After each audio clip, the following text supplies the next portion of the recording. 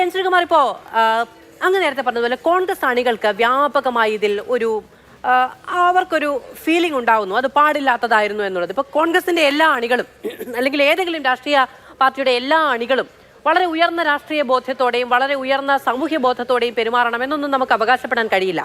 പക്ഷെ നേതാക്കൾക്ക് കഴിയാം, അല്ലേ?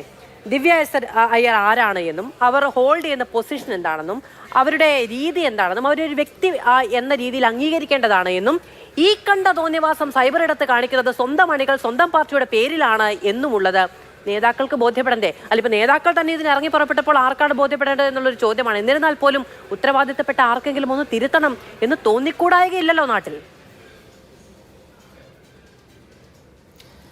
നോക്കൂ മാധു, രാഷ്ട്രീയം എന്ന് പറയുന്നത് പെട്ടെന്ന് തീപിടിക്കുന്ന ഒരു വസ്തുതയാണ്, അറിയാമല്ലോ.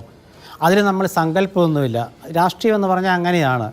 അപ്പോൾ അത്തരമൊരു സാഹചര്യത്തിൽ ഞാനത് ആദ്യമേ പറഞ്ഞാൽ ഇതിപ്പോൾ നമ്മൾ വലിയ പ്രത്യയശാസ്ത്രവും അല്ലെങ്കിൽ സ്ത്രീ സ്വാതന്ത്ര്യത്തിലേക്കൊന്നും പോകേണ്ട കാര്യമില്ല. ഇപ്പോൾ ഞാൻ ശബരിനാഥൻ്റെ ഭാര്യയായ ദിവ്യായ സൈർ എന്ന് പറയുമ്പോൾ അതെന്താ അങ്ങനെ ചോദിക്കുന്നതൊക്കെ ചോദിച്ചാലൊന്നും ഉത്തരവില്ല. നമ്മളൊക്കെ സാധാരണ ശരാശരി മനുഷ്യൻ പറയുന്ന പോലെ ഞാൻ പറഞ്ഞത്. അവരെ സംബന്ധിച്ചിടത്തോളം അവരുടെ അഭിപ്രായം പറഞ്ഞു. ആ അഭിപ്രായം ഒരു രാഷ്ട്രീയമായിട്ട് കോൺഗ്രസ്സിൽ താല്പര്യപ്പെട്ടില്ല. അത് പ്രധാനപ്പെട്ട കാരണം ശബരിനാഥൻ്റെ ഭാര്യ ആയതുകൊണ്ട് മാത്രമല്ല, ഒരു IAS ഉദ്യോഗസ്ഥ എന്ന നിലയ്ക്ക് ഒരു പാർട്ടി സെക്രട്ടറിയെ പോഴ്ത്തുന്നതിനെ കുറിച്ചാണ് പറഞ്ഞിട്ടുള്ളത്. അല്ലാണ്ട് അതിൽ വേറെ കൂടുതലൊന്നും അന്വേഷിച്ച് പോകേണ്ട കാര്യമൊന്നുമില്ല. കാരണം നമ്മൾ ഈ നാട്ടിൽ ഈ സ്ത്രീകളെക്കുറിച്ച് ഇത്ര വലിയ ഒരു ഇത് കാണുന്നവർക്കൊക്കെ ഈ ആശാവർക്കന്മാരുടെ സമരവും അതുപോലെ വനിതാ പോലീസ് ഉദ്യോഗസ്ഥരുടെ സമരമൊക്കെ നമ്മുടെ നാട്ടിൽ നടക്കുന്നുണ്ടല്ലോ. അതൊക്കെ പോയിട്ട് അന്വേഷിച്ചിട്ട് എന്നിട്ട് മറ്റുള്ള കാര്യങ്ങൾ പറയാം. കൃത്യമായ അഭിപ്രായങ്ങളുണ്ട്, അല്ലേ? കോൺഗ്രസ് ഇപ്പം അവിടെ വന്നിട്ട് സുരേഷ് ഗോപിയുമായി ബന്ധപ്പെട്ടൊരു പരാമർശം അവിടെ നടത്തപ്പെട്ടപ്പോൾ വലിയ തോതിൽ നമ്മളെല്ലാവരും ചെറുത്തല്ലോ, ഒരേ ഭാഷയോടുകൂടി ചെറുത്തല്ലോ, അതിനെ നമ്മൾ അങ്ങനെ പാടില്ല എന്ന് തിരുത്താൻ തയ്യാറായല്ലോ. ഈ നമ്മൾ സ്ത്രീ സ്വാതന്ത്ര്യവുമായി ബന്ധപ്പെട്ട വിഷയത്തിലേക്ക് പോകേണ്ടതില്ല എന്ന് ആരെങ്കിലും പറഞ്ഞാൽ പോകാതിരിക്കുക എന്നുള്ളതല്ല ഉത്തരവാദിത്തം. അവനവനാണ് തോന്നേണ്ടത്, അല്ലേ? നമ്മൾ എങ്ങനെ ചിന്തിക്കണം എന്നുള്ളത്. അപ്പോൾ അങ്ങനെ ചിന്തിക്കുമ്പോൾ ഒരു ഉദ്യോഗസ്ഥ, വളരെ വിദ്യാസമ്പന്നയായ ഒരു ഉദ്യോഗസ്ഥ, അവരുടെ ഭർത്താവിന്റെ ഐഡന്റിറ്റി ആ രാഷ്ട്രീയം നോക്കി മാത്രം അഭിപ്രായ പ്രകടനം നടത്തിയാൽ മതി, പ്രത്യേകിച്ച് തെരഞ്ഞെടുപ്പ് വർഷമായതുകൊണ്ട് എന്നൊക്കെ പറഞ്ഞാൽ അയ്യോ അത് അങ്ങനെ പറഞ്ഞല്ലേ ഇനിയിപ്പോൾ അങ്ങോട്ട് പോകുന്നത് മോശമല്ലേ എന്ന് പറഞ്ഞ് നിൽക്കാൻ പറ്റുമോ? എൻ്റെ മാധു, IAS IPS ഉദ്യോഗസ്ഥന്മാർ പരസ്യമായിട്ട് രാഷ്ട്രീയമൊന്നും പറയാറില്ല നമ്മുടെ നാട്ടിൽ. പറഞ്ഞുകൊണ്ട് വലിയ നിയമപരമായ പ്രശ്നമൊന്നും വരില്ല. പക്ഷേ അതൊരു കീഴ്വഴക്കമാണ്. അങ്ങനെ രാഷ്ട്രീയത്തിൽ വരണം എന്നുള്ളവർ അത് രാജിവെച്ച് പോകും, അത്രേ ഉള്ളൂ വിഷയം. പക്ഷേ ഈ വാഴ്ത്തുപാട്ടും അതുപോലെ മുഖസ്തുതിയൊക്കെ ഇഷ്ടപ്പെടുന്ന ഒരു ഭരണകൂടത്തിൻ്റെ കീഴിൽ അതിനോട് താല്പര്യമുള്ള ആളുകൾക്കൊരു പക്ഷേ ഇതൊക്കെ വലിയ വിഷയമായിരിക്കില്ല.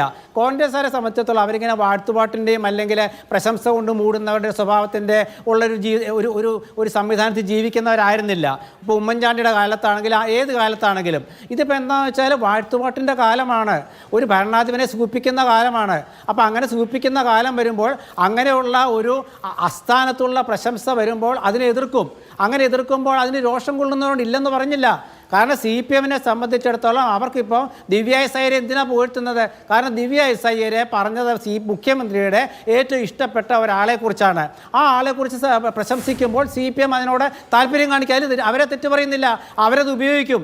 പക്ഷേ അവരത് ഉപയോഗിക്കുമ്പോൾ അവർ പറയേണ്ടതെന്ന് വെച്ചാൽ കോൺഗ്രസ്സുകാർക്ക് എന്താ കാര്യം എന്നൊക്കെ ചോദിച്ചാൽ കോൺഗ്രസ്സുകാർക്ക് കാര്യമുണ്ട്.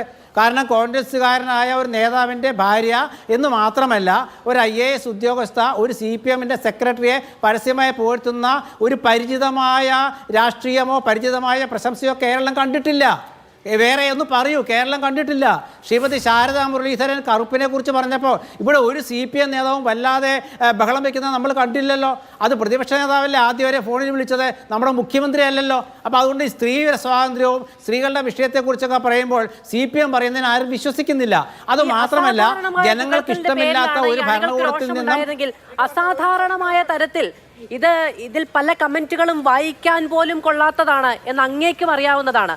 പല കമന്റുകളും നമുക്ക് കുഞ്ഞുങ്ങളും മറ്റും കാണുന്ന ഒരു പരിപാടി, നമ്മുടെ സ്വീകരണ മുറിയിൽ ഇരിക്കുന്ന ടെലിവിഷൻ എന്നുള്ള ഒരൊറ്റ കാരണം കൊണ്ട് വായിക്കാൻ പാടില്ല എന്ന് അങ്ങേക്കും അറിയാവുന്നതാണ്. ആ രീതിക്ക് ഇത് കൈവിട്ടു പോകുമ്പോൾ വിലക്കേണ്ടേ എന്നാണ് ചോദിക്കുന്നത്. അത് സ്ത്രീ സ്വാതന്ത്ര്യത്തിന്റെ വിഷയം തന്നെയാണ്.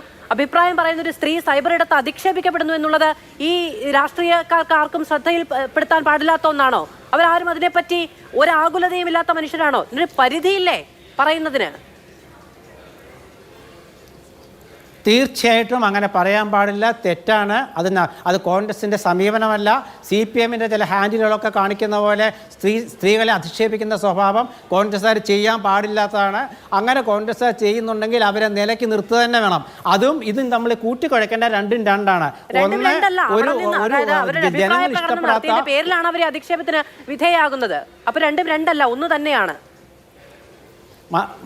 മധു ഒരു കാര്യം കൂടെ ചോദിച്ചോട്ടെ, ഒരു കാര്യം ആഡ് ചെയ്യട്ടെ. കാര്യം എന്താ വെച്ചാൽ ഞാൻ ഒരു കാര്യം ചോദിച്ചോട്ടെ ഇതില്. അല്ല, ഒരു മിനിറ്റ്, ഞാൻ പറയട്ടെ, ഒരു മിനിറ്റ്, ഞാൻ ഇറങ്ങുകയാണ്, ഞാൻ പറയട്ടെ പ്ലീസ്. ഒറ്റ കാര്യമുള്ളൂ. അതായത് ഞാൻ ആദ്യമേ പറഞ്ഞല്ലോ, പരിചിതമല്ലാത്ത ഒരു പുകഴ്ത്തൽ വരുമ്പോൾ ഉണ്ടാകാവുന്ന അസഹിഷ്ണുതയായിട്ട് ഇതിനെ കണ്ടാൽ മതി. അല്ലാണ്ട് ഇതിൽ വേറെ വ്യക്തിപരമായിട്ട് അവരെ അധിക്ഷേപിക്കാൻ പാടില്ലെന്ന് മാത്രമല്ല, ദിവ്യ സൈരെ കോൺഗ്രസ്സുകാർ ഇന്ന് ഇഷ്ടപ്പെടുന്നു, സംശയം വേണ്ട. ആ ശബരിനാഥന്റെ ഭാര്യ ആയതുകൊണ്ടൊന്നല്ല, അവർ മിടുക്കിയ IAS ഉദ്യോഗസ്ഥ തന്നെയാണ്. പക്ഷേ ഇത്തരത്തിലുള്ള സംസാരിച്ചതിന് അങ്ങ് ഈ സമയം വരെ ഉണ്ടാകുമെന്നാണ് പറയുകയും ചെയ്തത്. പക്ഷേ ഈ അസഹിഷ്ണുത എന്നുള്ളത് തന്നെയാണ്, അത് വെച്ച് പൊറിപ്പിക്കാൻ കഴിയാത്ത ഒന്ന് തന്നെയാണ് എന്നുള്ള ബോധ്യം നേതാക്കൾക്കെങ്കിലും വേണ്ടതുണ്ട്. അങ്ങനെ അണികൾക്ക് അധിക്ഷേപിക്കാൻ സമൂഹത്തിൽ ഇടപെട്ട് പ്രവർത്തിക്കുന്ന ഒരു സ്ത്രീയെ വിട്ടുകൊടുക്കുക എന്ന് പറയുന്നത് ഒരു ഉത്തരവാദിത്തമില്ലായ്മയും ആണ് എന്നുള്ളത് വ്യക്തമാണ് എന്നുള്ളത് കൊണ്ടാണ് അത് ആവർത്തിച്ച് ചോദിക്കുന്നത്. അല്ലാതെ രണ്ടും രണ്ടാണ് എന്ന നിലയ്ക്ക് അതിനെ ലഘൂകരിച്ച് കാണാൻ കഴിയില്ല.